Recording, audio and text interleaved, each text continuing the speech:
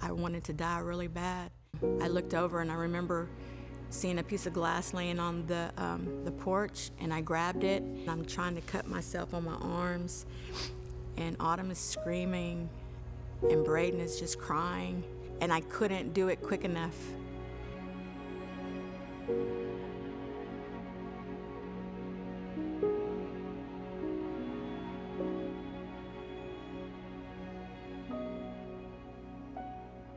I'm Carla Ramos. I'm 48. I'm from Clyde, Texas. I have 3 children, 3 beautiful children. I have a son who's 29. His name's William. I have a daughter who just turned 17, and Braden just turned 14. The first time I ever used methamphetamines was when somebody dropped it in my cup.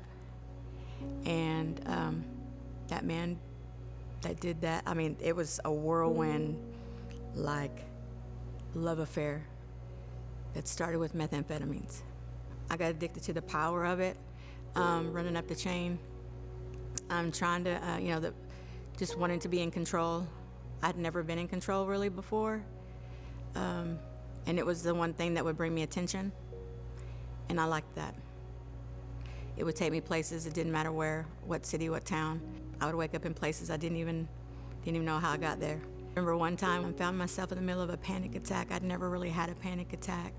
I had Autumn with me, Braden with me. And so I found myself, I'm in Clyde. I'm driving down the dirt road, and Autumn is telling me, just go to Virginia's house, just go to Virginia's house. She remembered this old lady, and I get there to Virginia's house, and I'm on the front porch.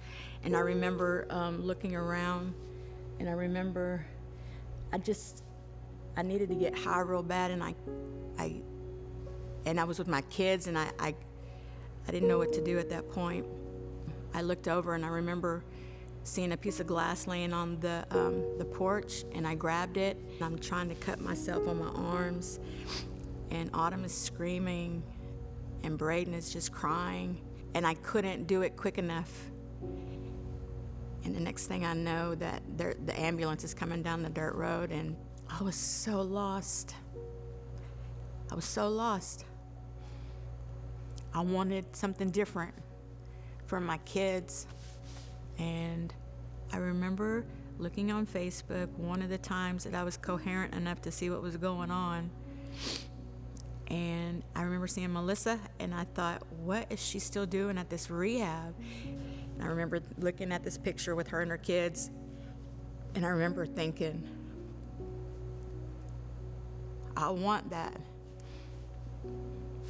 She had a smile on her face with her kids.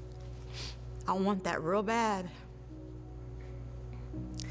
And so I messaged her, and I asked her, how do I change my life the way yours has changed? Because I knew her before the drug addict.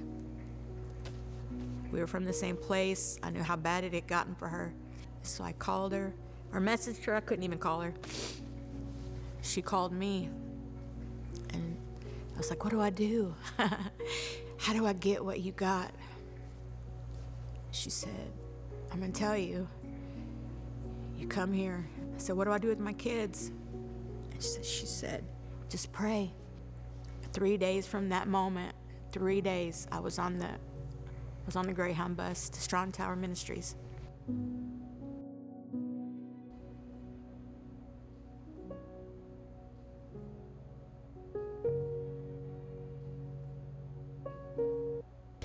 Being restored back to them, it was scary. It was scary at first. When they came, they were broken. They were so broken too. When they got here, they started living, actually. They were able to be children. My daughter, Autumn, was actually able to be a kid. Strong Tower has given them a future. Strong Tower has given them structure. Being able to wake up with them, being able to put them to bed at night.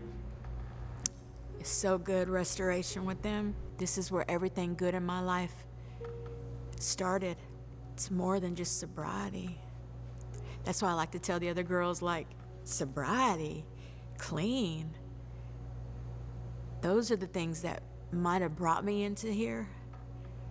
But what keeps me here is this is my home.